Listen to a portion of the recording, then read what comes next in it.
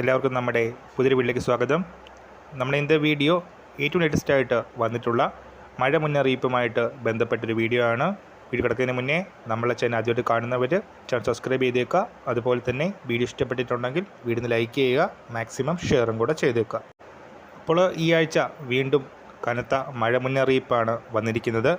മലബാർ മേഖലകളിലാണ് മഴ കനക്കാനുള്ള സാധ്യതയുള്ളത്.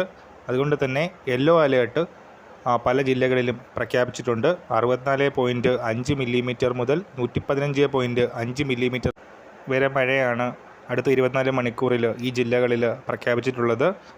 ബുധനാഴ്ച കണ്ണൂർ, കാസർഗോഡ് ജില്ലകൾക്ക് ഈ ഓറഞ്ച് അലേർട്ട് ബാധകമാണ്.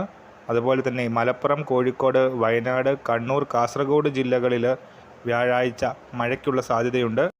ഓറഞ്ച് അലേർട്ടാണ് ഈ ജില്ലകളിൽ പ്രഖ്യാപിച്ചിരിക്കുന്നത്. മലബാർ മേഖലയിലാണ് മഴയ്ക്ക് കൂടുതലായിട്ട് ഈ ആഴ്ച സാധ്യത ഉള്ളത്.